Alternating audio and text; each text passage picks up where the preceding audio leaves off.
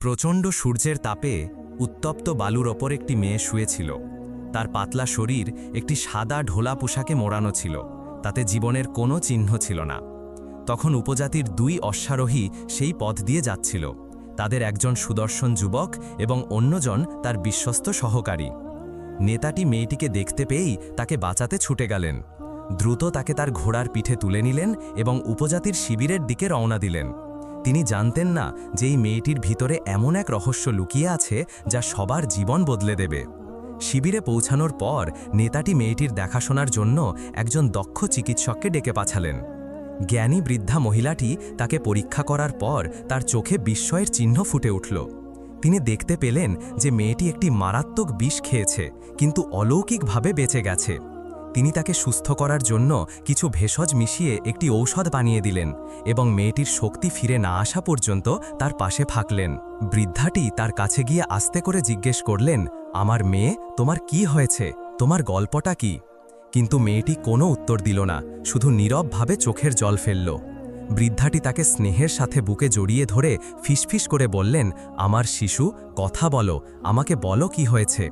কিন্তু সব চেষ্টা সত্ত্বেও মেয়েটি পাথরের মতো নীরব রইল। মেয়েটি বৃদ্ধার বাড়িতে কয়েকদিন থাকল।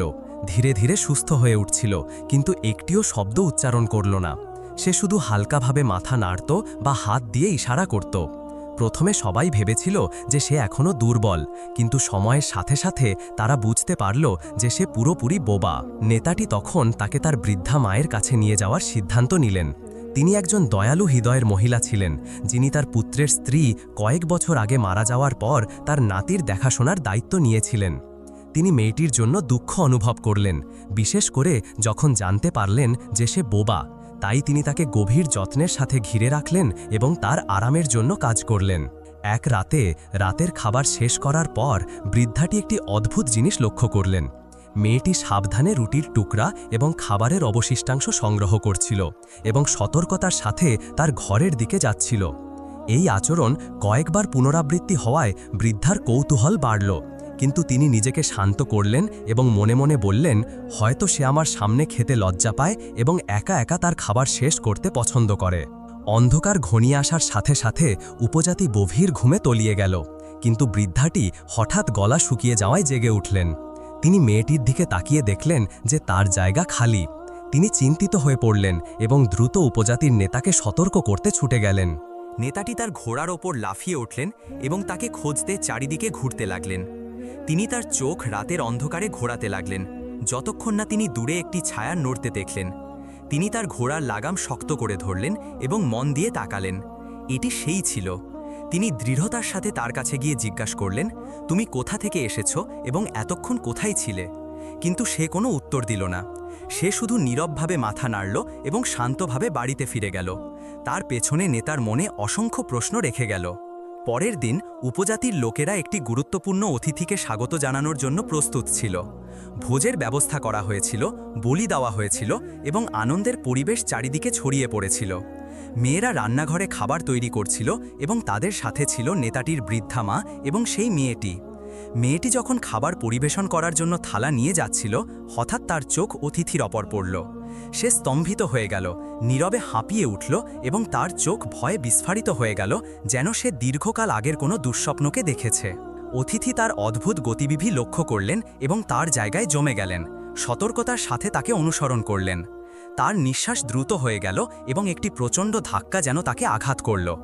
মেয়েটি দ্রুত রান্নাঘরের এক কোণে লুকিয়ে পড়ল, কাঁপতে লাগল, যেন সে মৃত্যুর ছায়া দেখেছে। নেতাটির মা তার কাছে গিয়ে আস্তে করে জিজ্ঞাসা করলেন, আমার ছোট্টটি, তোমার কি হয়েছে? মেয়েটি একটিও কথা বলল না, কিন্তু তার চোখ থেকে বন্যার মতো জল নেমে এলো। তারপর সে বৃদ্ধার বুকে ঝাঁপিয়ে পড়ল, তাকে শক্ত করে ধরে রইল, যেন কোনো অজানা ভূতের কাছ থেকে পালিয়ে যাচ্ছে। রাত নামার সাথে সাথে উপজাতি শান্ত হয়ে ঘুমিয়ে পড়ল, কিন্তু নেতাটি জেগে থাকলেন।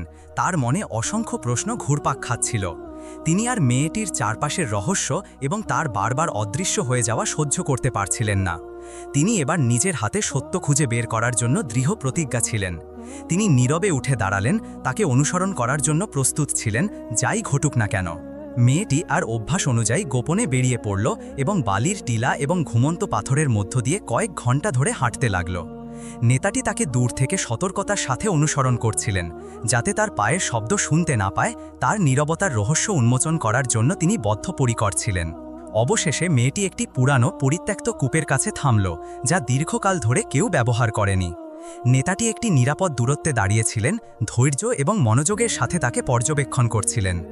মেয়েটি কূপের কিনারায় ঝুঁকে পড়ল, তার চোখ বন্ধ করল এবং একটি ফিসফিস করে কাঁপানো শব্দ উচ্চারণ করল। শব্দগুলো নেতাটি বুঝতে পারলেন না, কিন্তু হঠাৎ তিনি একটি চমকপ্রদ সত্য উপলব্ধি করলেন। তিনি তাকে কথা বলতে শুনেছেন, যদিও সবাই ভেবেছিল সে বোবা। তিনি স্তম্ভিত হয়ে তার দিকে তাকিয়ে রইলেন, তারপর দেখলেন যে তার হাত তার পোশাকের ভাঁজ থেকে একটি রুটির টুকরা বের করে কূপের গভীরে ফেলে দিল। সে ভয়ে চারিদিকে তাকাল, যেন কেউ তাকে দেখে ফেলে, তারপর দ্রুত বাড়িতে ফিরে গেল। সেই মুহূর্তে একজন যুবক ছায়া থেকে বেরিয়ে এলো এবং সন্দেহে ভরা চোখে তার পথ আটকে দিল। মেয়েটি প্রস্তুত ছিল এবং যখন সে তাকে ধরতে হাত বাড়াল, সে তার পোশাকের নিচ থেকে একটি ছোট ছুরি বের করল এবং দৃঢ়তার সাথে তার দিকে তাকাল। সেই মুহূর্তে নেতাটি একটি শিকারী পাছির মতো যুবকের উপর ঝাঁপিয়ে পড়লেন। তিনি তার হাত শক্ত করে ধরলেন এবং তাকে মাটিতে ফেলে দিলেন। মেয়েটি তখনও ছুরিটি ধরেছিল এবং যখন সে তার চোখ তুলল, সে তার সামনে নেতাকে দেখতে পেল, যিনি একটি রহস্যময় দৃষ্টিতে তাকে দেখছিলেন। সে নার্ভাস হয়ে গেল এবং ছুরিটি তার হাত থেকে পড়ে বালিতে গেল। নেতাটি চমকে গেলেন যখন তিনি বুঝতে পারলেন যে যুবকটি গতরাতে তার বাড়িতে আসা সেই গুরুত্বপূর্ণ অতিথি ছাড়া আর কেউ নয়। সেই লোকটি তাকে পরিস্থিতি বোঝার সময় দিল না। একটি বিশ্বাসঘাতক গতিতে সে তার পাশে থেকে একটি তলোয়ার বের করল এবং নেতাটিকে একটি দ্রুত আঘাত করল, যা তার হাতে একটি গভীর ক্ষত তৈরি করল। তারপর সে একটি ভূতের মতো অন্ধকারে পালিয়ে গেল। মেয়েটি একটি তীক্ষ্ণ চিৎকার দিল, যা রাতের নীরবতা ভেঙে দিল। তারপর আতঙ্কিত হয়ে তার কাছে ছুটে গেল এবং বলল, আপনি কি ঠিক আছেন? নেতাটি তাকে শান্তভাবে আশ্বস্ত করলেন, ভয় পেও না, আমি ভালো আছি।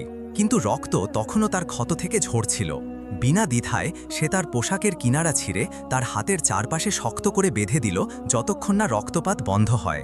উপজাতির নেতাটি উঠে দাঁড়ালেন এবং মেয়েটির সামনে দৃঢ় দৃষ্টিতে দাঁড়ালেন। তিনি বললেন, মেয়ে, তোমার গল্পটা কি? কেন তুমি বোবা হওয়ার ভান করলে যখন তুমি এত সহজে কথা বলতে পারো? আমি এখন উত্তর চাই। মেয়েটি কিছুক্ষণ ইতস্তত করল, তারপর কাঁপানো গলায় বলল, ঠিক আছে, আমি আপনাকে সব কিছু বলবো, কিন্তু প্রথমে আমাদের আপনার ক্ষতের যত্ন নিতে হবে। কিন্তু তিনি তাকে দৃঢ়তার সাথে থামিয়ে দিলেন এবং বললেন, আমি এখান থেকে নড়ব না যতক্ষণ না আমি পুরো গল্পটি জানতে পারি। মেয়েটি কেঁপে উঠল, তার চোখ জলে ভরে গেল। তারপর সে একটি গভীর নিঃশ্বাস নিল এবং একটি কম্পিত গলায় বলল, আমি আমার পরিচয় লুকিয়ে রেখেছিলাম সেই লোকটির ভয়ে যে আমার জীবন ধ্বংস করে দিয়েছে। সে আমার চাচা। নেতার চোখ বিস্ময়ে বিস্ফারিত হল। মেয়েটি প্রতিটি শব্দে কাঁপতে কাঁপতে তার কথা চালিয়ে গেল, আমি একজন সাধারণ মেয়ে নই, আমি এই রাজ্যের রাজকন্যা। আমার ভাই আমার বাবার মৃত্যুর পর সিংহাসনের বৈধ উত্তরাধিকারী ছিল, কিন্তু আমার ক্ষমতালোভী চাচা তা মেনে নিলেন না। তিনি আমার ভাইকে অপহরণ করলেন এবং তাকে এই পরিত্যক্ত কূপে ফেলে দিলেন তাকে মেরে ফেলার জন্য। আর আমাকে তিনি বিষ খাওয়ানোর জন্য বাধ্য করলেন এবং আমাকে মরুভূমিতে ফেলে দিলেন এই ভেবে যে আমি মারা যাব।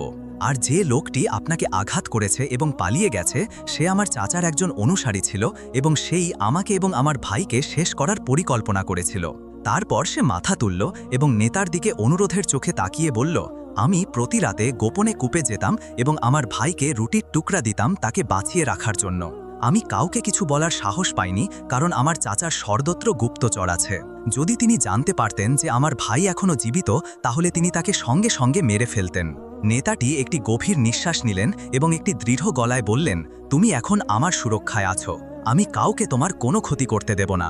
তিনি তার মাথা দিয়ে উপজাতির দিকে ইঙ্গিত করলেন এবং বললেন, চলো, আমি তোমাকে বাড়িতে নিয়ে যাব এবং অবিলম্বে আমার লোকদের তোমার ভাইকে উদ্ধার করতে পাঠাবো। উপজাতির নেতাটি রাজপুত্রকে কূপ থেকে উদ্ধার করার পর তাকে তার বাড়িতে আন্তরিকভাবে স্বাগত জানালেন এবং একজন সম্মানিত অতিথি হিসাবে তার যত্ন নিলেন। তারপর তিনি তাকে একটি গোপন ঘরে লুকিয়ে রাখলেন, যাতে গুপ্তচরদের চোখ থেকে তাকে রক্ষা করা যায়। একদিন দরজায় কলিং বেল বাজল এবং বৃদ্ধাটি তার প্রতিবেশীকে দেখতে পেলেন, যিনি নেতাটির প্রতি একটি বিশেষ আকর্ষণ অনুভব করতেন। সেই মুহূর্তে রাজকন্যাটি নেতাটির ছোট বাচ্চাদের সাথে খেলছিল, তাদেরকে তার বুকে জড়িয়ে ধরছিল এবং মাতৃসুলভ স্নেহের সাথে তাদের সাথে মজা করছিল, যা প্রতিবেশীর চোখে হিংসার স্ফুলিঙ্গ জ্বালিয়ে দিল। সে বিদ্বেষপূর্ণ দৃষ্টিতে তার দিকে তাকাল। দূর থেকে নেতাটি তার থেকে তার চোখ সরাতে পারছিলেন না সে শুধু তার বাহ্যিক সৌন্দর্যের জন্য অনন্য ছিল না, বরং তার মুখে যে কোমলতা এবং উষ্ণতা ছিল তার জন্যও ছিল, যা তিনি এই শুষ্ক মরুভূমিতে খুঁজে পাওয়ার আশা করেননি। তরুণ প্রতিবেশী নীরবতা ভাঙল এবং পরিস্থিতি নিয়ন্ত্রণে আনার চেষ্টা করল। সে একটি কৃত্রিম হাসি দিয়ে একটি সুর করে বলল, যা অনেক কিছু লুকিয়ে রেখেছিল। স্বাগতম উপজাতির নেতা এবং সাহসী নাইট। নেতাটি যেন একটি স্বপ্ন থেকে জেগে উঠলেন, যা তিনি ছেড়ে যেতে চাননি। তিনি তার দিকে চোখ তুললেন, কিন্তু তার হৃদয় সেই মুহূর্তের সাথে যুক্ত ছিল যখন রাজকন্যাটি শিশুদের সাথে ছিল। তার বাড়িতে যে উষ্ণতা বহু বছর ধরে অনুপস্থিত ছিল তা তিনি অনুভব করলেন। তিনি একটি শীতল এবং সংক্ষিপ্ত উত্তর দিলেন, স্বাগতম, মাত্র দুটি শব্দ। তারপর তিনি তার দিকে আর কোনো দৃষ্টি না দিয়ে তার ঘরের দিকে গেলেন, যেন কোনো অতিরিক্ত কথোপকথনের দরজা বন্ধ করে দিলেন। প্রতিবেশী তার চলে যাওয়া দেখল, তার গলা কেঁপে উঠল এবং হিংসা তার হৃদয়ের গভীরে জ্বলে উঠল। সে দ্রুত বৃদ্ধার দিকে ফিরে তাকাল, যিনি নীরব প্রজ্ঞা নিয়ে দৃশ্যটি দেখছিলেন। তারপর সে একটি কৃত্রিম হাসি দিয়ে বলল, বিদায় খালাম্মা, আমি এখন যাচ্ছি। কিন্তু তার মনের গভীরে সে আসলে চলে যাওয়ার কোনো ইচ্ছা ছিল না, বরং সে সেই নতুন আলো নিভিয়ে দেওয়ার পরিকল্পনা করছিল, যা নেতার জীবন আলোকিত করা শুরু করেছিল। মরুভূমির অন্যদিকে যে যুবকটি রাজকন্যাকে আক্রমণ করেছিল সে প্রাসাদে পৌঁছাল এবং তার বেঁচে থাকার খবর নিয়ে আসল। তার চাচা যখন শুনলেন, তার চোখ রাগে জ্বলছিল। তিনি অবিলম্বে তার লোকদের মেয়েটিকে যে কোনো মূল্যে নিয়ে আসার নির্দেশ দিলেন। রাজকন্যার চাচার লোকেরা উপজাতির চারিদিকে ছড়িয়ে পড়ল, তাকে প্রতিটি কোণায় এবং প্রতিটি অংশে খুঁজতে লাগল। তাদের মধ্যে একজন প্রতিবেশীর বাড়ির সামনে থামল এবং জোরে দরজায় টোকা দিল। মহিলাটি সতর্কতার সাথে দরজা খুলল, কিন্তু তাদের শীতল দৃষ্টি দেখে দ্রুত নিজেকে সংযত করল। তাদের মধ্যে একজন একটি নিম্ন কিন্তু দৃঢ় স্বরে বলল, আমরা একজন নির্দিষ্ট বৈশিষ্ট্য সম্পন্ন একটি মেয়েকে খুঁজছি। প্রতিবেশীটি এক মুহূর্তের জন্য ভাবার ভান করল, তারপর একটি ধূর্ত হাসি দিয়ে নেতার বাড়ির দিকে ইশারা করল। সে লক্ষ্য করেছিল যে নেতাটি রাজকন্যার দিকে কতটা দয়ালু এবং কতটা যত্ন নিয়ে তাকে ঘিরে রেখেছিল। তার হৃদয় হিংসা জ্বলে উঠেছিল এবং এখন তার প্রতিদ্বন্দ্বীকে সরিয়ে ফেলার সুযোগ এসেছিল। সে এক ধাপ এগিয়ে গেল এবং ফিসফিস করে বলল, আমি কি আপনাকে সাহায্য করতে পারি? অন্যজন উত্তর দিল, আমরা তার সাথে চোখ থেকে দূরে কথা বলতে চাই। আপনি কি তাকে আপনার বাড়িতে আনতে পারবেন? প্রতিবেশীটি এক মুহূর্ত দ্বিধা করল না। সে মাথা নেড়ে সম্মতি জানাল। তারপর সে নেতার বাড়ির দিকে গেল। দরজায় সে একটি উষ্ণ কণ্ঠে রাজকন্যাকে ডাকল, প্রিয়তমা, আসো, আমরা একসাথে চা পান করি এবং একটু গল্প করি। রাজকন্যা তার চোখ তুলল এবং কয়েক সেকেন্ডের জন্য ইতস্তত করল, কিন্তু সে কোনো সন্দেহ অনুভব করল না। সে দয়ালুভাবে হাসল, উঠে দাঁড়াল এবং ধীরে ধীরে প্রতিবেশীর পিছু পিছু গেল।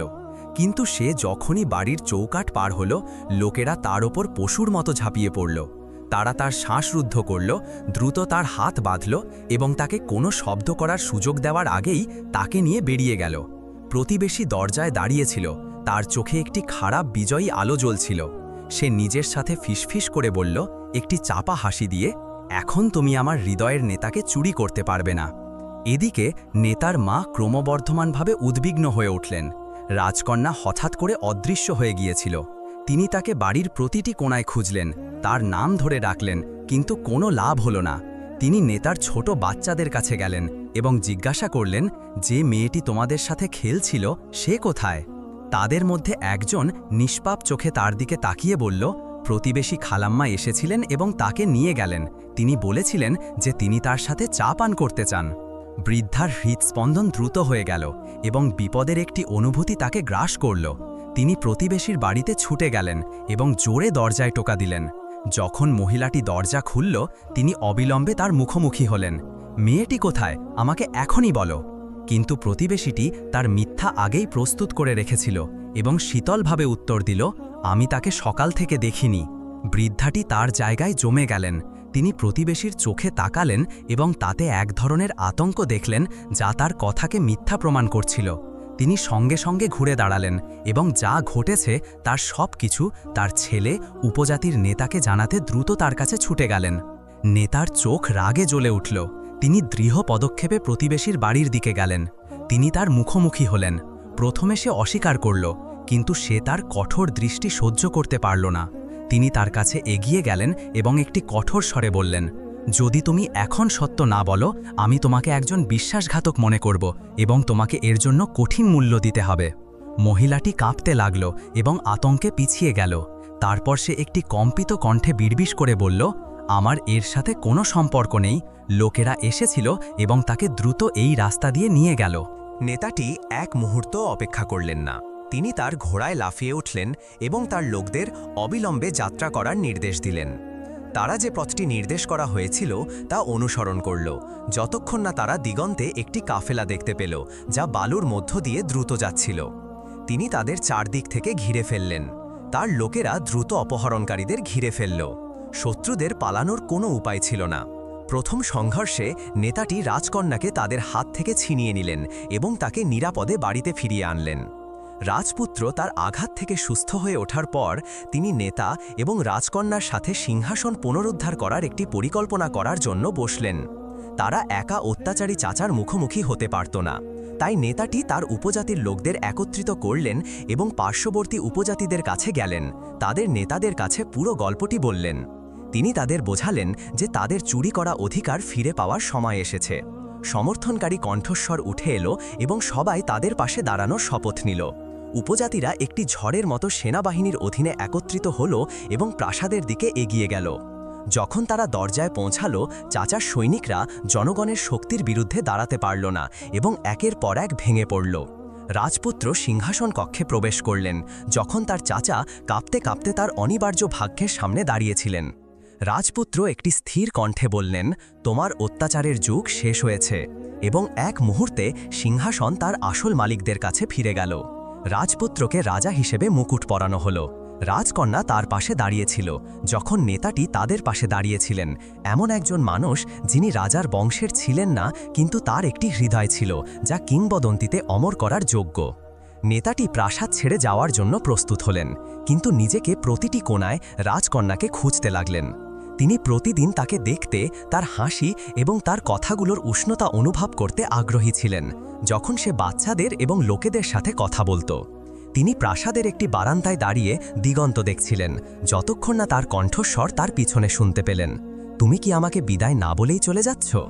তিনি তার দিকে ঘুরে ফিসফিস করে বললেন, আমার আর চলে যাওয়ার মতো হৃদয় নেই, কারণ আমি তা তোমার কাছে রেখে এসেছি। রাজকন্যা হাসল এবং বলল, তাহলে চিরকাল থেকে যাও।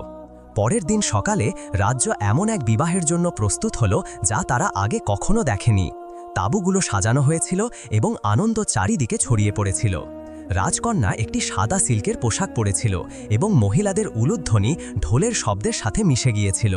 নেতাটি তার পাশে গর্বের সাথে দাঁড়িয়েছিলেন, তার হাত ধরেছিলেন, সবার সামনে ঘোষণা করে বললেন, সে আমার রাজকন্যা এবং আমার হৃদয়ের রানী। তাদের বিবাহ শুধু দুটি হৃদয়ের মিলন ছিল না, বরং সাহসিকতা এবং আনুগত্যের টালিতে লেখা একটি ভালোবাসার জন্ম, যাতে তারা একসাথে সুখে থাকতে পারে সেই মরুভূমির আকাশের নিচে, যা তাদের গল্পের শুরু এবং এর উজ্জ্বল সমাপ্তির সাক্ষী হয়েছিল।